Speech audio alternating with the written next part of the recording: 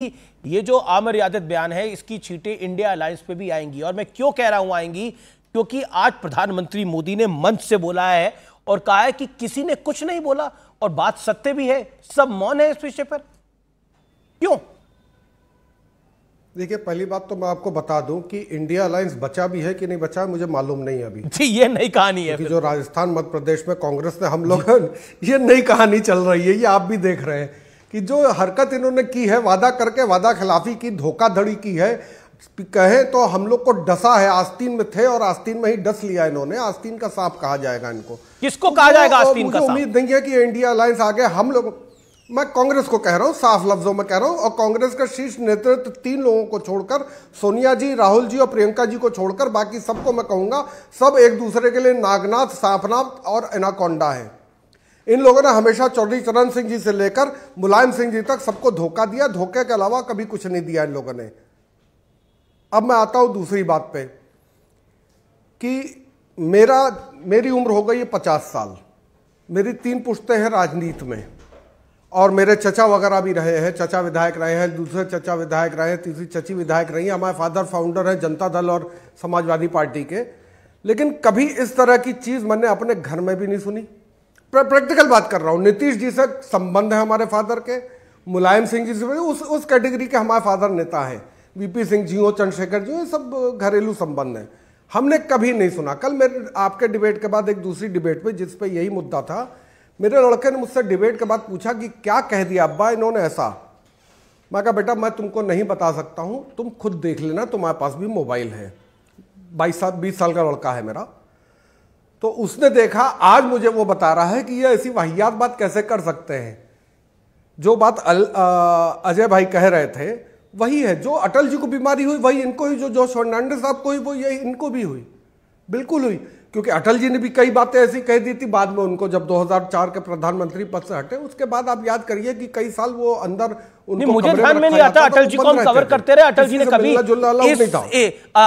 ने कभी इस तरह का बयान दिया मुझे आपको नहीं जानकारी है? मुझे बिल्कुल नहीं जानकारी। अगर आपके पास कोई ऐसा बयान है तो नहीं, मुझे जानकारी है क्योंकि अटल बिहारी वाजपेयी ने अगर इस तरह का कोई बयान दिया हो तो कोट करिए। मिसकोटिंग एनीवन। हां, बट अटल बिहारी वाजपेयी ने कभी नहीं ऐसा कोई बयान दिया, बिल्कुल नहीं।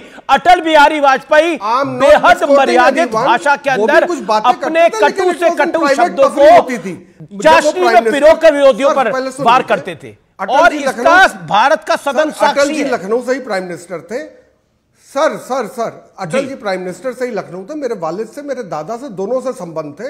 लखनऊ में जब वो आते तो उनका रात में डिनर होता, तो मेरे वालिद और मैं बिल्कुल आपके घर आते होंगे भाई, आपकी पारिवारिक हिस्ट्री जानने के लिए मैं चीजें बातें होती है, उसमें भी कभी ऐसी बात नहीं हुई। अटल जी ने कब ऐसी भाषा हुई, लेकिन वो एक मर्यादा के दायरे में रहकर। नागनाथ, ओके, दुष्यंत नागर, आपको क्या लगता है नीतीश कुमार पे बहस थी, लेकिन ये तो आप पर आ गए, यानी कांग्रेस पे आ गए?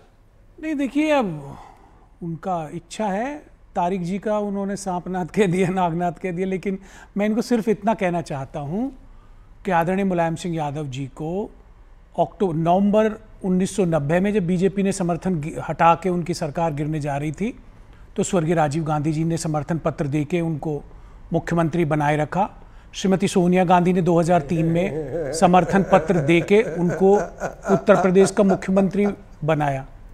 हंस लीजिए भाई साहब, मैं रुक जाता हूं, बोलिए, वो हंस लीजिए। मैं हंस रहा भाई, हंसना गुनाह नहीं है, हंस लीजिए। मैं हंस रहा हूं, मैंने गलत बोला है? Interrupting you. यहाँ पे ये भी विद्वान व्यक्ति, हाँ बिल्कुल गलत बोला। नरेंद्र तिवारी तो जान देने को तैयार हो गए थे कि मुलायम सिंह को समर्थन नहीं देना है। मुख्यमंत्री रहे, सरकार तो आपकी बचाई, नरेंद्र तिवारी की बात को तो नहीं माना आप लोग, मैं तभी तो कह चुका हूं। लेकिन आप लोग तो भैया समर्थन ले भी लेते हो और उसके बाद धज्जियां भी उड़ा देते हो। और राजस्थान में कितने विधायक रहे कभी समाजवादी पार्टी के? हंस लीजिए, बहुत बढ़िया। मैं क्या इनसे बहस करूं? अब आपको फिर अलायंस नहीं करना चाहिए था ना हमसे। नहीं, पर ये आपके अलायंस की बात अलायंस की आप ऐसी अमर्यादित भाषा बोल रहे हैं टीवी पे। क्यों तो वादा किया था आपने? नहीं, मैं आपको 2 चीजें कहना चाह रहा हूं। आपने कहा, आपने चौधरी चरण सिंह जी के बारे में भी बोला। आप लोग आपने चौधरी चरण सिंह जी के विषय में बिल्कुल उनके साथ धोखा किया, चौधरी चरण सिंह जी को प्रधानमंत्री बनाया कांग्रेस ने, देवगौड़ा देवगौड़ा जी को प्रधानमंत्री बनाया कांग्रेस ने, इंद्र कुमार गुजराल जी को प्रधानमंत्री बनाया कांग्रेस ने, आपने किसी को जिला पंचायत का सदस्य भी बनाया लारी जी, आपने जिला पंचायत का चेयरमैन भी बनाया, कभी समर्थन देखे? फिर करुणानिधि से किया था महाराज, ये याद रखिए। इतिहास का पता नहीं, वर्तमान का पता नहीं है। विषय पर आते हैं। सुब्राष्ट्र देखिए ये विषय गौन हो रहा है, विषय गंभीर। जी जी देखिए मेरा निवेदन है, ये विषय बड़ा गंभीर है, इसको दूसरी तरफ नहीं लेके जा रहे। आधी आबादी से जुड़ा मामला है, और जिस प्रकार से कल एक एमएलसी ने आके उन्होंने जो उनके दृश्य देखे तो हमें भी बिल्कुल एकदम दिल को छू गए। ऐसे शब्दों का एक ऐसे नेता के द्वारा जो 3-3 बार 4-4 बार मुख्यमंत्री रहे हैं, और अनायास ही ऐसे बोल देना, ये अस्वीकार्य है। उन्होंने माफी मांगी है, ठीक है। अब ये देखना है कि भविष्य में उनका किस प्रकार से लीडरशिप बिहार में चलनी है। जैसे डॉक्टर अजय आलोक ने, पर इंडिया अलायंस के नेता क्यों चुप है? नहीं, इंडिया अलायंस के नेताओं का क्या लेना देना, वो अपनी पार्टी के मुखिया हैं और अपना काम कर रहे हैं, मुख्यमंत्री के रूप में काम कर रहे हैं, तथाकथित संयोजक है, वो तो सबको साथ लेकर आए हैं। ठीक है, वो लोकसभा के चुनाव जब आएंगे तब का तब देखा जाएगा। हर रोज हर विषय पहले औरतों के बारे में कोई कुछ बोलेगा तो कोई मतलब नहीं है। तो उन्होंने माफी मांग लिया, इंडिया अलायंस ने तो कोई समर्थन नहीं किया, कोई उनके समर्थन तो कर नहीं रहा, किसी ने समर्थन नहीं किया। रही बात क्या हो लारी साहब, मुझे लगता है कि ये कोई मुस्कुराने का विषय नहीं है, बहुत सीरियस विषय है। और रही बात जिस प्रकार से इस पर राजनीति हो रही है, महिलाओं के प्रति संवेदनशील होना चाहिए, महिलाओं के प्रति संवेदनशीलता बरती जानी चाहिए। दुष्यंत नागर जी धन्यवाद। महिलाओं के प्रति संवेदनशीलता बरती जानी चाहिए, शब्दों का चयन करते वक्त, चाहे कोई राज्य का मुख्यमंत्री हो, पार्टी का प्रेसिडेंट हो, सांसद हो, विधायक हो, उसे मर्यादित भाषा का इस्तेमाल करना चाहिए। ठीक है शुभराष्ट्र, बिल्कुल करना चाहिए। मैं तो शुभराष्ट्र आमिर जी, आप लारी जी को कहिए कि वो अपना मुंह बंद रखें, क्योंकि जिस विषय पर आज बात हो रही है उस विषय पर इतने फूहड़ तरीके से पूरे प्रोग्राम में हंसना, किसी भी व्यक्ति को बोलने न देना। मैं दुष्यंत नागर जी से हर बार भिड़ती हूँ, वैचारिक रूप से भी भिड़ती हूँ, राजनीतिक रूप से भी भिड़ती हूँ, लेकिन आज इतने संवेदनशील मुद्दे पर जब ये बोल रहे हैं तो पीछे से ये फूहड़ हंसी हंसने का क्या मतलब है?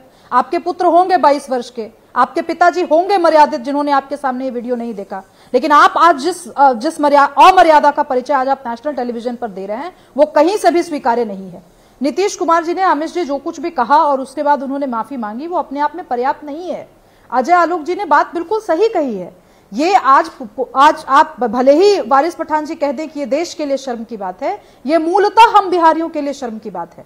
एक स्टीरियोटाइपिकल ढांचे से हर बार जब भी नजीर पेश करने की बात की जाती है तब हमारे यहां से कोई ना कोई नेता ऐसा उठकर जरूर चला आता है जो निहायत ही वाहियात, अश्लील और फुहड़ता का परिचय देते हुए चले जाते हैं। मैं इसके पहले जो बिहार की पहचान थी वो लालू यादव जी से थी, और लालू यादव जी का क्या आज क्या पहचान है? चारा चोर होने के अलावा उनके बारे में उनके पार्टी के गुर्गे भले ही कुछ बोलते होंगे, लेकिन उसके अलावा बिहारियों के माथे पर एक शर्म का धब्बा था। बहुत हद तक नीतीश कुमार ने उस कलंक को मिटाने का प्रयास किया, लेकिन जब आप राजनीति में इतने आगे बढ़ चुके हैं, मैंने अपनी बात पूरी नहीं की है, इस पूरे पैनल में एकमात्र महिला हूं, कम से कम महिला का सम्मान रखते हुए आप अपना मुंह बंद रखिए।